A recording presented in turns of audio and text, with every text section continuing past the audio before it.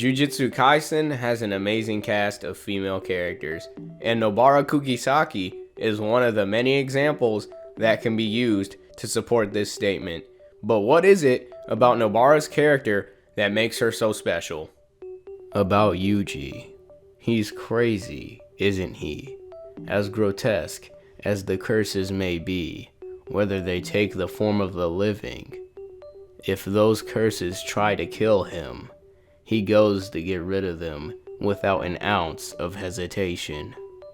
Unlike you, he hasn't been in contact with curses for a long time either.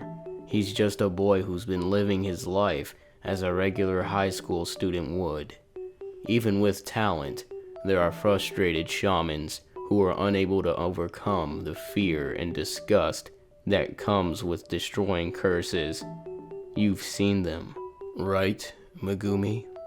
Today, I want to check if she has that craziness. Nobara is a character that has a lot of mystery to her, which brings into question, who is Nobara Kugisaki? All we really know is that she comes from the countryside, and she cares for Saori. I wanted to see Saori for the last time. When I was in first grade, Saori moved to the village from Tokyo. Saori was as cute as a doll, and as kind as Virgin Mary. Cute and kind, Saori was ostracized by the villagers. She thinks country people are stupid. Our persecution complex inflated on its own, and we pushed her away. I felt impossibly bad. Who is Saori? Nobara lets us know that Saori was someone who moved to the village from Tokyo. Saori was ostracized by the villagers, meaning all the villagers separated themselves from Saori. Saori was a black sheep. Nobara says that she and the other villagers pushed Saori away. Even then, Saori made sweets for Nobara. We could definitely come to the conclusion that Nobara saw Saori as a friend. But why would Nobara push someone she views as a friend away? Is Nobara's story true? Nice. She really is crazy. Could Nobara actually be crazy? When Nobara and Yuji fought the death-painting wombs, Eso and Kachizu, Nobara used her sympathy technique in order to inflict harm on one of the brothers. But in order to do that, Nobara has to inflict pain on herself.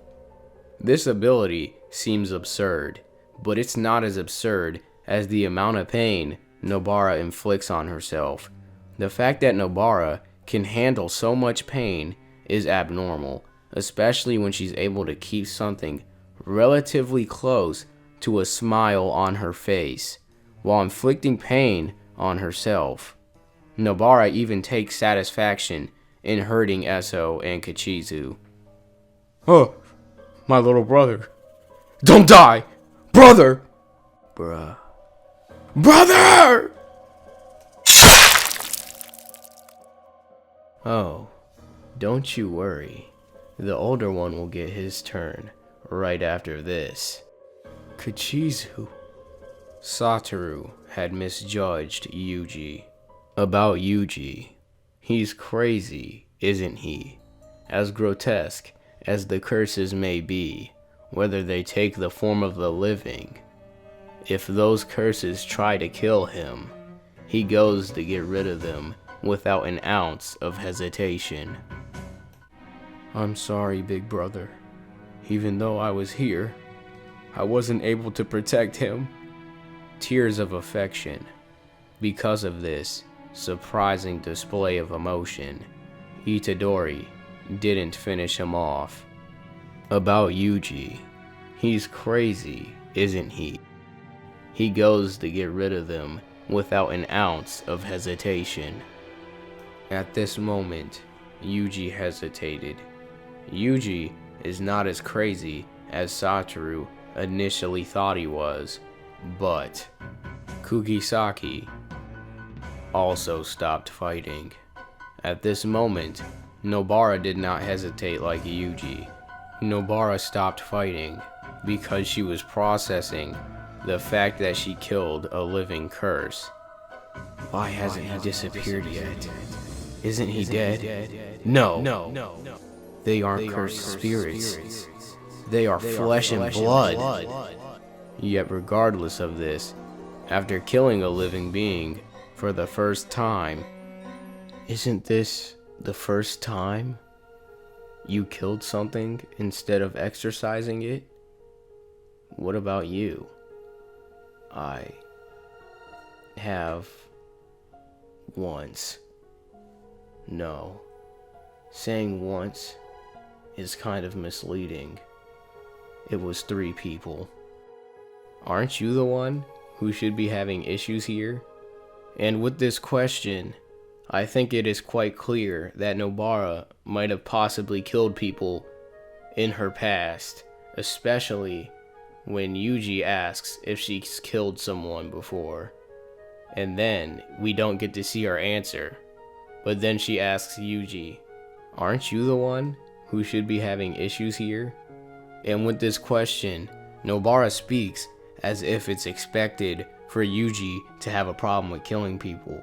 But of course, she wouldn't have a problem with doing this if she's probably done this in her past. So this definitely isn't Nobara's first time killing someone. And if you haven't been in my shoes, then I don't want you telling me what's right and wrong. I'm not sure what to say, but I don't think we've been given much of a choice. If they were flesh and blood jujutsu sorcerers, it would have been impossible to keep them restrained for long. You know that, right? With that being said, Nobara even implied that if the living curses were human, she would have killed them. Unlike Yuji, Nobara wouldn't hesitate to kill, whether or not she's dealing with a human or curse. This is because she doesn't care about the value of life. Honestly, I don't really have a problem with it. As jujutsu sorcerers, these kind of things happen. Nobara is simply doing her job. She doesn't care about the grand scheme of things. The only way to come to Tokyo without worrying about money was to do this. Satoru was right about Nobara. Nice. She really is crazy. Nobara is crazy because she kills without hesitation. But who is Saori?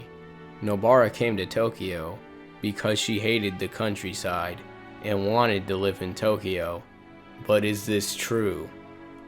If I'd stayed in that village, I'd be as good as dead.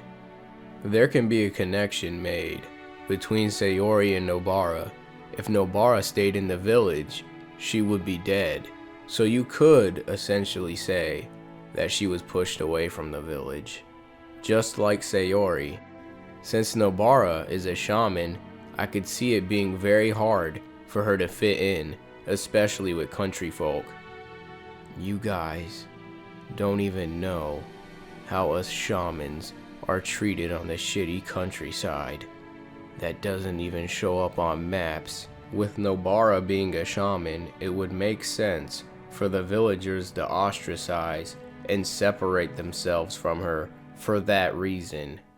Being isolated and alone would only pick at Nobara's sanity. Leaving to Tokyo as a shaman would inevitably be the only way for Nobara to get away from this life of sadness. Could Nobara actually be Saori